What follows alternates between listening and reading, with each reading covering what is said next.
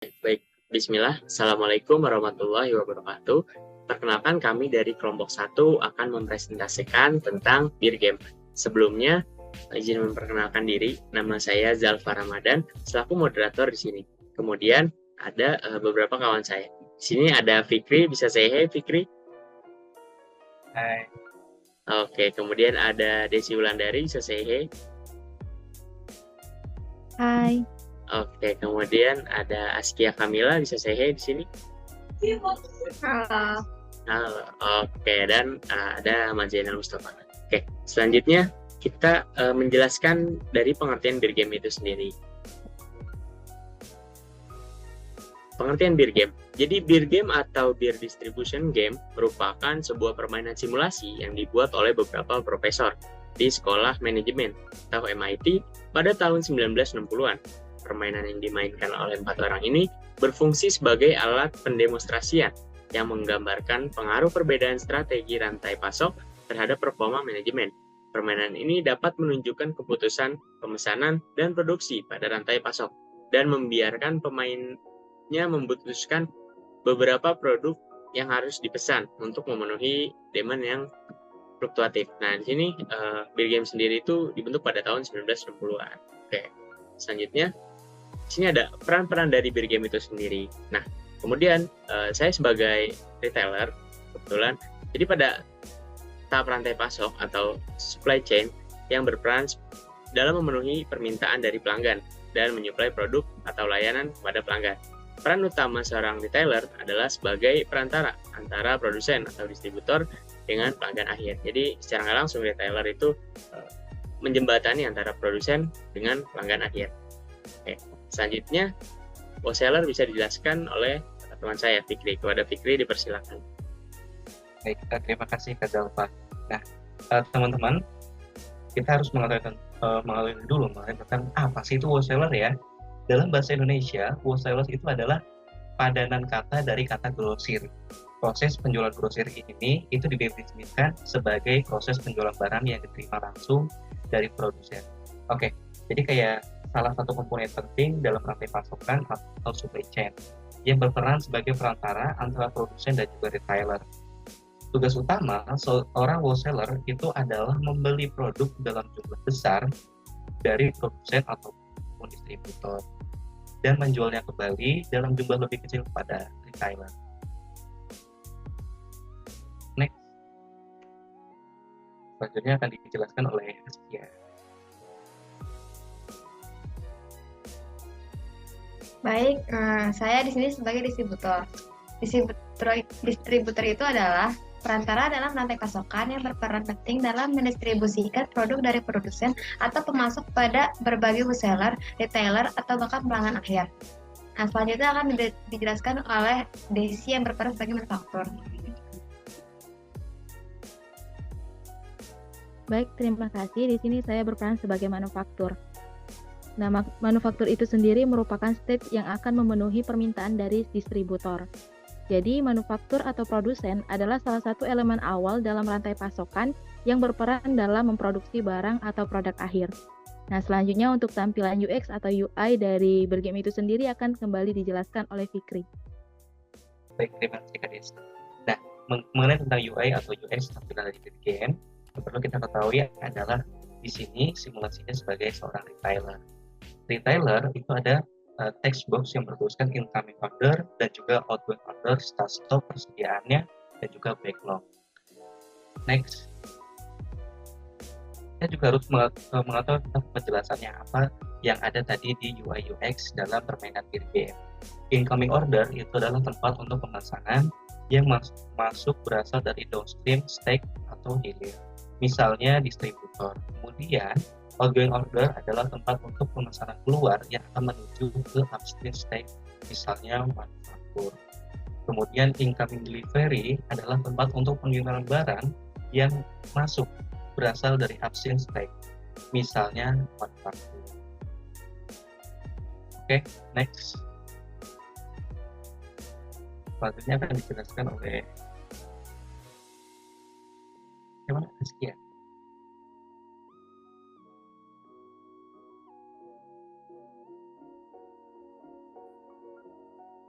Nah, baik, di sini saya akan menjelaskan mengenai playsheet.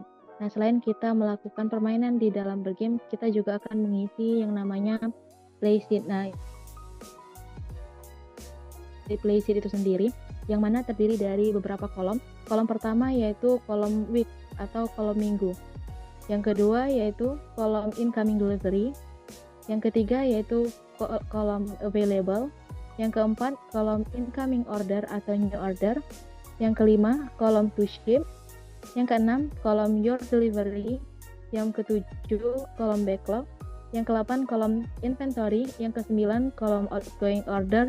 Dan yang terakhir, yang ke-10 adalah kolom cost.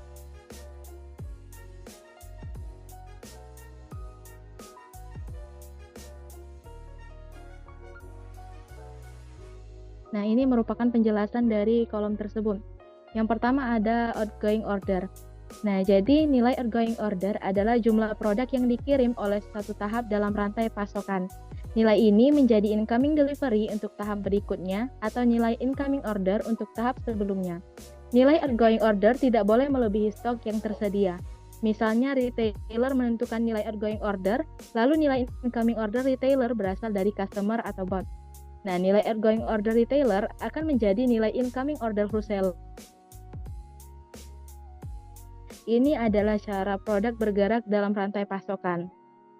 Nah, yang kedua yaitu incoming order atau new order.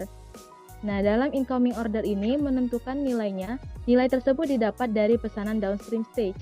Nah, setelah ada pesanan masuk, maka barang diestimasikan siap untuk dikirimkan. Next.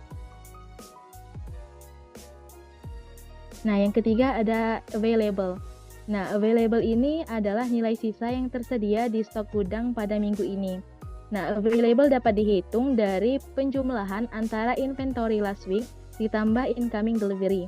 Nah, jika available tidak dapat memenuhi permintaan karena kurangnya persediaan, maka akan terjadi backlog. Tetapi jika permintaan yang masuk dapat terpenuhi, maka backlog bernilai 0.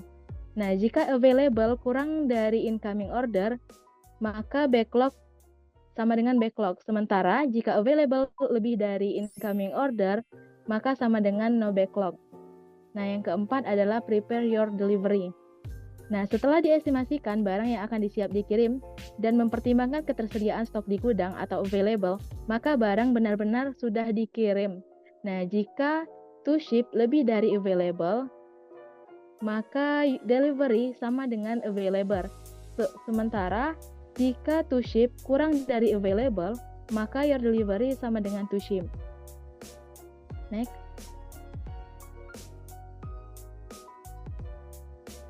Nah, yang kelima adalah inventory. Nah, inventory ini adalah nilai persediaan di gudang yang dihitung dengan memulai dari persediaan minggu sebelumnya. Sisa persediaan dihitung dengan mengurangkan jumlah barang yang akan dikirimkan dari jumlah yang tersedia. Dengan kata lain, kita mengawali perhitungan persediaan dengan apa yang sudah ada, kemudian mengurangkan produk yang akan dikirimkan untuk menentukan sisa persediaan.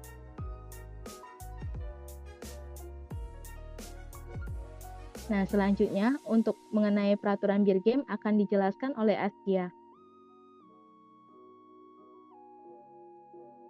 Baik, terima kasih Desi.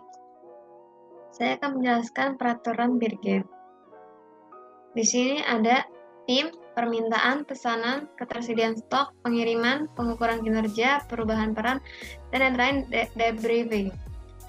Tim biasanya permainan ini dimainkan oleh 4 tim yang berperan sebagai anggota dalam rantai pasokan yang berbeda, yaitu produsen, distributor, grosir, dan pengecer.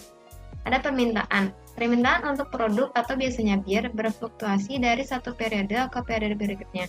Permintaan ini seringkali tidak terduga dan bisa tinggi atau rendah. Oke, baik. Mungkin karena mungkin dari Askia kena kendala pada jaringan, mungkin bisa dibacakan oleh Desi, dipersilakan. Saya akan mulai dari Nah, setiap tim membuat pesanan untuk produk berdasarkan estimasi permintaan mereka. Nah, pesanan dilakukan dalam interval waktu tertentu atau periode yang harus dikirim dalam jumlah yang sesuai. Nah, selanjutnya mengenai ketersediaan stok. Setiap tim memiliki stok awal produk yang terbatas dan harus mengelola stoknya dengan baik. Mereka tidak dapat memesan produk lebih dari kapasitas stok mereka. Yang selanjutnya yaitu pengiriman. Produk dikirimkan dari satu anggota rantai pasokan ke anggota berikutnya setelah pesanan dibuat. Waktu pengiriman juga bisa bervariasi dan bisa terlambat. Nah, untuk mengenai pengukuran kinerja setiap tim dinilai berdasarkan berbagai faktor, termasuk biaya penyimpanan, tingkat layanan pelanggan, dan selanjutnya perubahan peran.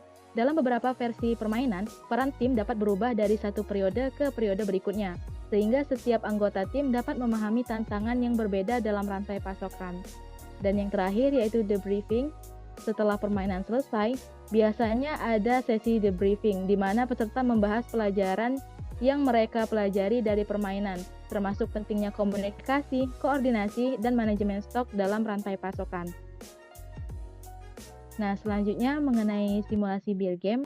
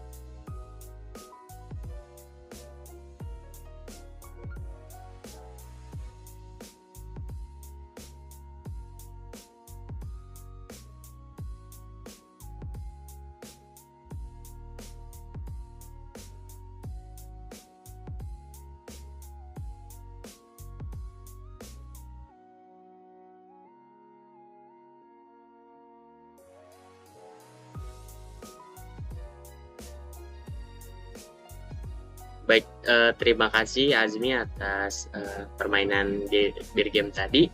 Di sini saya akan memaparkan beberapa data retailer setelah bermain beer game tadi. Nah, pada week 0, jadi di sini incoming delivery. Jadi karena belum ada barang yang masuk, akhirnya di sini 0, kemudian jumlah barangnya di sini misal adalah 12, kemudian incoming delivery-nya di sini 0 juga. Kemudian to ship-nya juga masih 0 gitu. Kemudian ya delivery atau jumlah barang yang siap untuk dikirimnya juga masih 0. Kemudian backlog-nya juga pasti masih 0. Kemudian inventory-nya di sini untuk stok barangnya misalnya ada 12. Kemudian untuk outgoing-nya itu untuk melakukan ordernya di sini misal 5, maka hasilnya akan menjadi $24 begitu untuk minggu 0. Kemudian untuk minggu selanjutnya bisa dijelaskan oleh kawan-kawan saya yang berbeda bagiannya. Kemudian selanjutnya di sini ada wholesaler yang bisa dijelaskan oleh Fikri. Untuk Fikri dipersilakan. Baik, terima kasih Kak Delva. Untuk di minggu ke-1, incoming ordernya masih 0, kemudian di available-nya masih tersisa 12 dan juga incoming ordernya masih 5. Kemudian barang yang akan siap dikirim itu juga masih 5. Kemudian adalah jumlah barang yang akan siap dikirim dengan total 5. Kemudian backlog masih 0 karena kita mempertahankan bahwasannya jangan sampai ada backlog pun di semua satu divisi. Kemudian ada inventory yang masih tersisa 7. Kemudian ada outgoing order yang masih tersisa 5. Kemudian dengan jumlah cost-nya sebesar $14.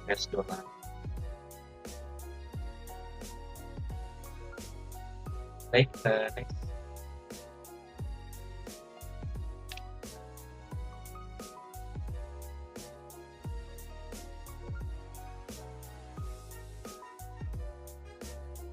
Lalu selanjutnya saya yang akan menjelaskan tentang distributor. Saya akan menjelaskan dari minggu kedua. incoming delivery-nya masih tetap 0. Lalu ada available-nya 6, itu didapat dari jumlah inventory last week. 6 ditambah dengan incoming delivery-nya 0, jadi 6 plus 0 jadi 6. Lalu ada incoming order, pesanan yang datang dari wholesaler ke distributor itu ada 5. Lalu ada to ship-nya ada 5 juga, your delivery-nya juga 5, backlog-nya 0, inventory-nya didapat dari available dikurang ada to ship, yaitu 6 kurang 5 jadi 1. Outgoing order-nya distributor akan meminta barang ke manufaktur 5. Untuk cost di week kedua ada $2. Selanjutnya akan dijelaskan oleh Desi yang berperan sebagai manufaktur. Baik, terima kasih. Nah, di sini saya akan melanjutkan penjelasan mengenai playsheet tampilan pada bagian manufaktur. Nah, di sini saya akan menjelaskan pada minggu ketiga. Nah, pada minggu ketiga, incoming delivery-nya ini sudah masuk 8, karena sesuai peraturan, incoming delivery atau barang masuk yang kita pesan itu mulai masuk pada minggu ketiga. Nah, selanjutnya ini available. Nah, available ini jumlahnya 8 yang diperoleh dari penjumlahan inventory minggu sebelumnya sebanyak 0 dan ditambah dengan incoming delivery 8, jadi jumlahnya 8. Nah, selanjutnya untuk incoming order atau new order ini kita mendapat pesanan dari distributor sebanyak 6, sehingga to ship-nya yang untuk dikirim juga 6 dan your delivery-nya juga 6. Karena kita sudah memenuhi pesanan, tidak ada kekurangan. Nah, sementara untuk inventory-nya tinggal 2, diperoleh dari available 8 dengan to ship 6, sehingga tinggal 2. Nah, untuk outgoing order-nya, ini saya melakukan pesanan sebanyak 6. Nah, sehingga total cost yang didapat yaitu sebesar $4. Baik, selanjutnya saya kembalikan moderator. Baik, terima kasih atas penjelasan teman-teman semua di sini. Telah selesailah kita di ujung presentasi. Mungkin itu aja yang bisa kami sampaikan dari kelompok 1. Kurang lebihnya mohon maaf. Wassalamualaikum warahmatullahi wabarakatuh.